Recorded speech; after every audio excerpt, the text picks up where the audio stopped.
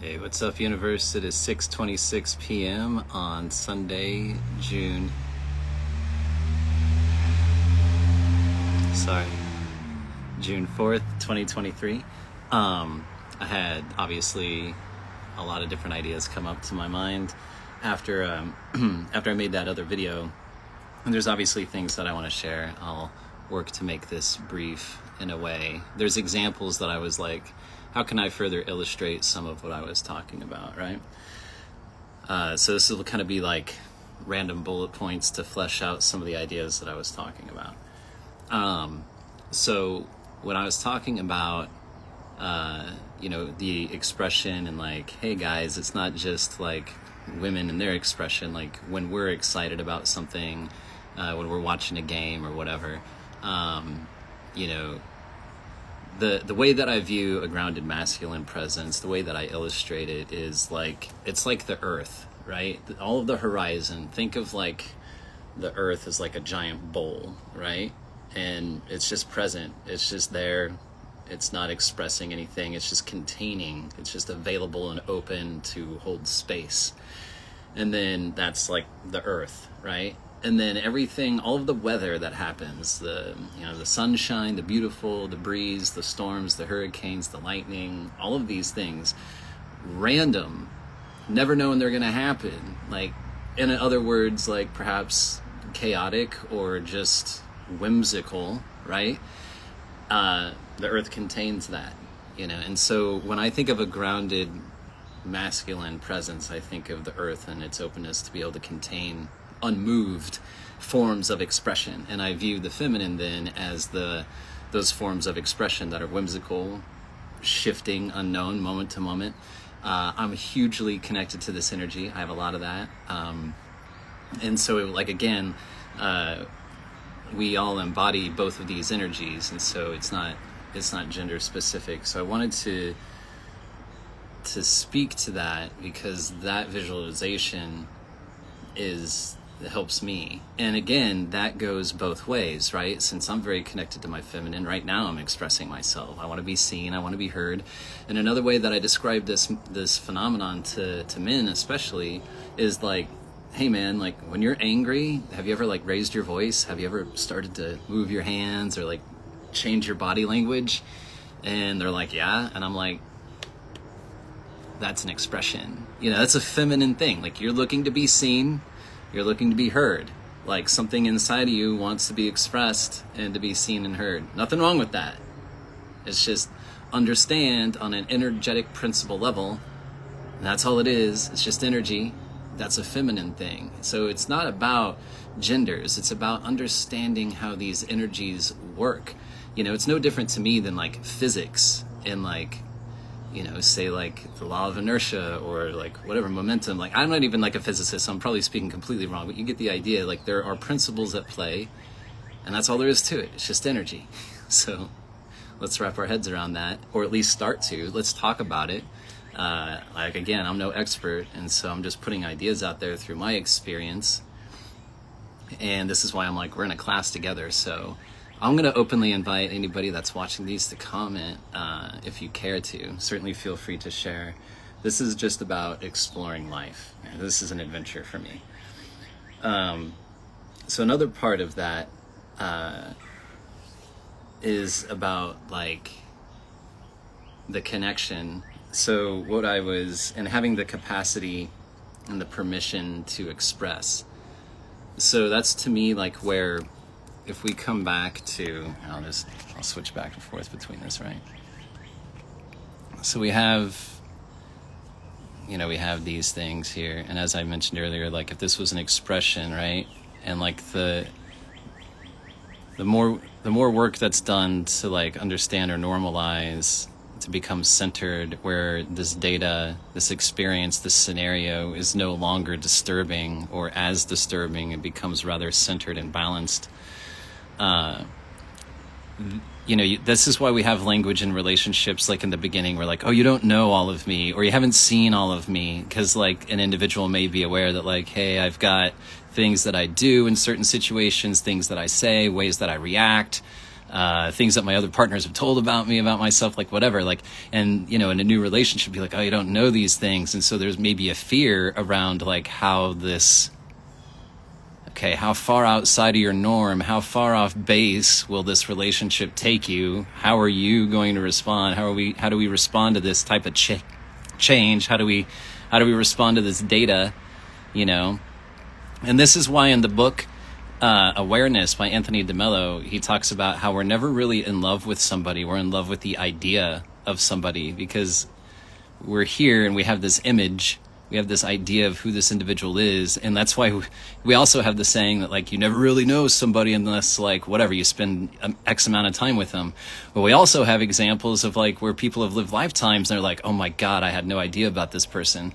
So again, we do have to like question like that kind of thing as well. But like in the beginning, like not to derail myself, there's perhaps some fear around things, right? These things that individuals don't know about us. And so we don't know what this data would mean to them. And the thing is that, like I was mentioning earlier, the more wide and varied data that an individual works to integrate and neutralize, and this will create safety for people. And so you'll be able to start having relationships where people can start to feel safe. They'll just sense it from you, and they'll start to express and be like, this is a little uncomfortable. And then in that scenario, this grounded person will be like, yeah, man, that's no thing. It's cool. And so this is where I talk about, again, seeing myself in the data, because I can absolutely relate to being here, being this person, having data that's like, I don't know how this is going to work. I can also relate to being the person here receiving data and being like, oh man, this is taking me off base.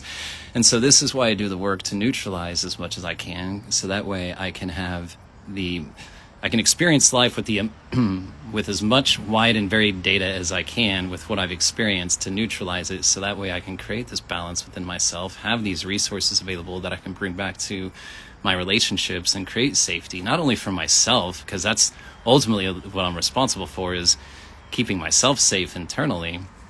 I can turn around and create that though, and allow connection and community and belonging.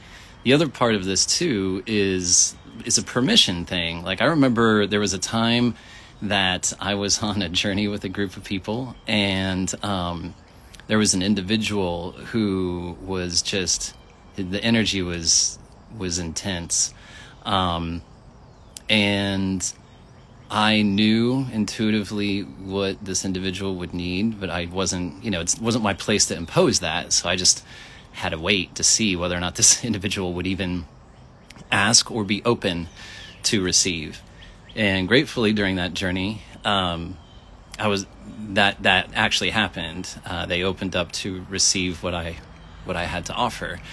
Now, what I'm getting at here is that this person was going through a whole lot of expression, to the point where it was actually very disturbing to most of the people involved. Now, because I was able to see him and I had gone through my own experience of this, my own similar forms of expression, the reason I even knew intuitively what I felt like I could offer him would be something of service was because I had experienced something so similar. I was seeing myself in him. And again, I can't impose myself. It wasn't my place to impose myself, so I waited. And when I was able to approach this situation, I was able to do it from here. And I was able to be like, yeah, all of this that was going on for him, I was like, this is okay, man. There's nothing wrong with this, and this is the beginning. This is how I was able to establish that connection and that form of safety, is he could feel that. And so this is what I mean by experiencing wide and varied things. And I believe this is part of the reason I do, or have chosen, consciously or not, to experience what I've experienced, so that I can make it relatable to some of the things or anxieties or life experiences that a large percentage of us encounter and have similar, perhaps, feelings or reactions towards. And so it's that idea to me to neutralize that or be present, just to be able to contain that, to open myself up. And that's what I mean when I say it's an energetic stretch, is like it's a way for me to open up increase the capacity of that container, that bowl. It increases my world, right? It's very much a metaphor to my own expansion. And so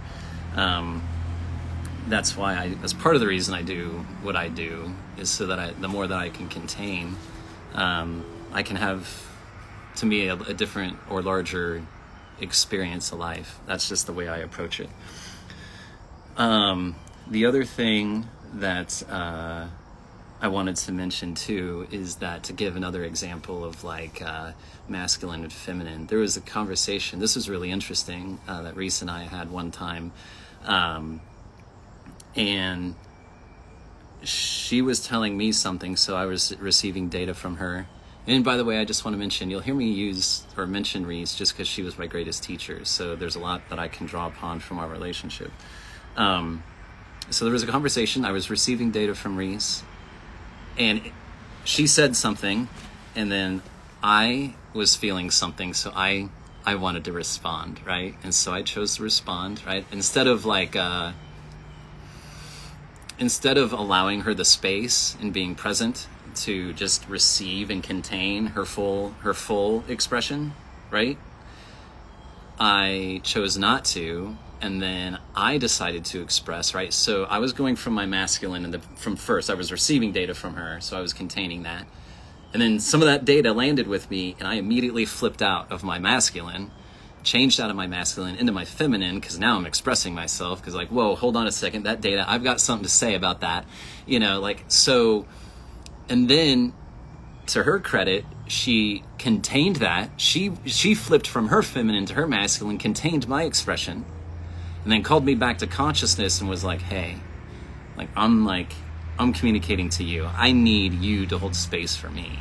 And I'm like, right, and so it was finesse different than that. It was actually smoother than that. But that's the gist of it. Happened, what I'm trying to say is, when I talked about that pulsation of creation, in the moment, back and forth, and I was like, wow, I was just to witness that in that one 5-second exchange, or I don't know, it was a very short exchange, just the boom, boom, boom, boom, this, I'm masculine in that moment, she's feminine, oh, hold on a second, now I'm feminine, and just this, it's like ping pong, back and forth. It's a dance, right? It's creation, it's life, it's the pulsing, generative essence of life.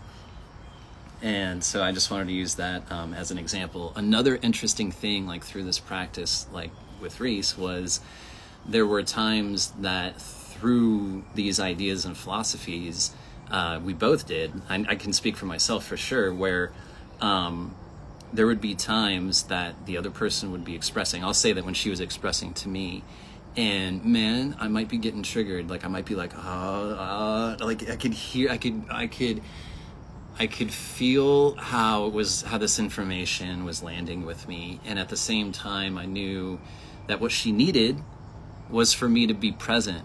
It wasn't, there was always the fine line of abuse and is somebody attacking you and how they're treating you, all this stuff. It was never that way with us, right? She was simply just expressing her truths, and it was never an attacking form. It was healthy expression, I'll put it that way, right?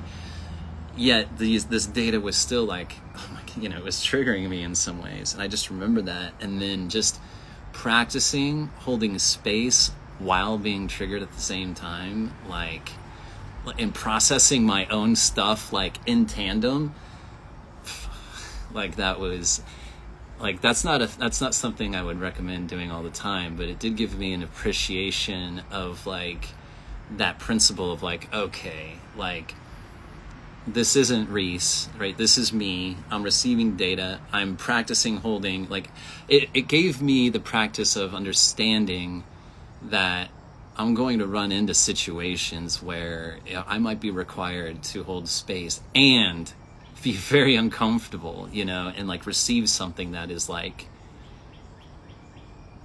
is part of this expression that I made myself available to contain. And that's part of my responsibility. If I made myself available to contain something, like, then, you know, I'm responsible for how I show up in that container.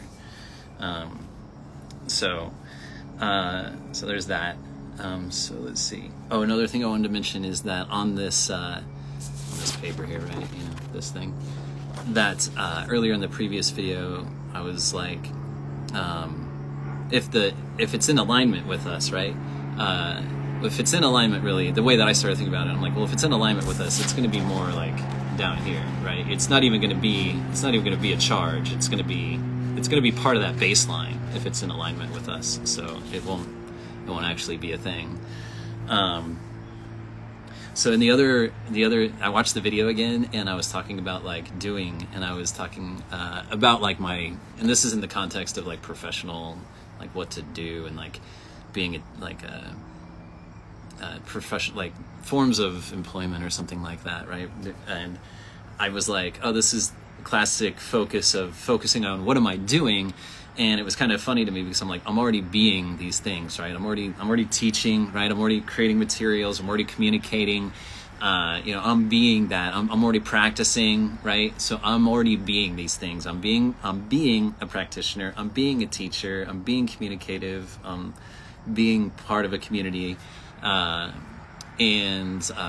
already being those things. And so the be, do, have, right? Be the person who does the things that has the things that you'd like to have, right? And so I'm already being these things. I'm already doing the things that person who's being that does. That makes sense. The other thing I wanted to mention too, right, is that the center line, right, this like where we are or where whatever, that's our baseline. Not only is that a boundary, but that's a standing wave of energy, right? It's a standing wave, like it's a line. It's a definition, which means energy is not flowing through that. Like it would be like a wave of water crashing upon the shore. That shoreline is a standing wave, like of energy, you know. And so I use that imagery to help me if I'm finding something that I'm resisting or blocking, or if something feels uncomfortable. Where am I creating a standing wave? Because sometimes standing waves are like anything else. They could be in alignment with us or out of alignment with us. And sometimes I have found through blocks or, you know, mental process or the language or through the energy that I have, my attitude towards something, my belief about something has created a standing energetic wave, right, of a block that hasn't allowed me to receive or has impeded my ability to receive. Or even in another way, inversely, shine or let things out or to be expressed. Another part of that is honoring my truth. So sometimes I have found that I've kept something in. So again, standing wave of energy, which are necessary in this 3D world. I invite us to explore which of those serve us and which don't, which are empowering, which are not, which are in alignment with us and which are not. So I just wanted to put that imagery out there. And that goes into that standing wave of energy. If you remember that, let's see here. Yeah, here we go. This triangle, right, where I was like, oh yeah, if I'm not being mindful here, I think this is backwards. Anyway, if I'm not being mindful here, going down to the context, then I can get stuck in this loop, right? So if I'm not up here defining my meaning, this is totally backwards, then I'm going to just be stuck in this pattern, right? That's what I said in my previous video. Well, that pattern would be that standing wave. That pattern would be that baseline. That pattern would be the resource that I'm bringing back. How am I relating, you know? And so if I'm not mindful or conscious or intentional about those things, then that'll be the loop. So that's what I wanted to capture with that, or mention with that. Another thing about like to illustrate like this here. So to come back to this. So another thing, like I play a game when I play Valorant with my sons, right, and one of their friends, and so one of their friends, like, if we can get some like not so great teammates, right? It just happens, whatever. Like, well, I'm just there to play the game. You know, I don't care. I'm not a huge sports person. I'm not competitive, you know what I mean? So like, I'm like, well, whatever. Although I will admit that when I die in the game, and I've watched this, I've totally been watching this over the months and how that's felt in my body. And I do have my own expressions around that. It really does take me off center, and I have worked because I've been paying attention to it. It's still probably out here or maybe in here. But yeah, like, it's not like I would rage or anything. That's not what I'm trying to get at. But like how it felt in my body, like the jolt, like when I died, like, boo, like, oh man, like, and still sometimes it really just, I don't know, like really, it impacts me. Like, it's a legit thing for me. So that's data coming in. So anyway, in the context of the friend, you know, say like, teammates, right? Okay. And like this, how far off is that going to disturb him? And it could be, depending on like where he's at, like what's going on, like this could be like a real thing. Well, here's the thing about that data, right? And the thing about data in general, as part of my own evaluation, and I know you've probably heard this before, can I control this? Is this data something that I legitimately have control over? Well, in this particular scenario, we have zero control over who these random teammates will be. We have no control over that. We're playing a game, we have a certain size party, and that usually means 1 to 2 other people can join us, and they're going to be random. So we have no control over this. And so it's like, if there's data coming in, like, my first question is like, I need to be very mindful about this relationship, because if I can't control this, then like, there's really no reason for me to get too far off base here. You know what I mean? Like, and this is a large percentage of life, actually, right? How much data do we legitimately have control over, or do I have control over? And so I just used that as an example. And I, you know, as my own form of disturbance, right? Like, I've been playing with this kid, and I can say that he's almost 18, for like years. And I was finally like, dude, I was like, you can't control this, man. So I kind of had my own disturbance, you know, because I'd been keeping silent about it, but my truth was to say something, be like, dude, you can't control that. So again, like, I have my own things, but it's just another example to illustrate the principles there. So thank you again for being with me. I know this is another longer video. I have no idea. It's probably about another 30 minutes or so.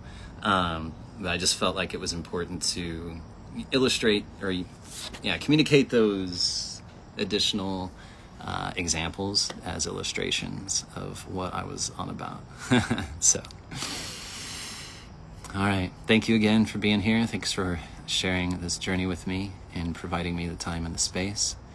I love you guys. I'll talk to you later. Bye.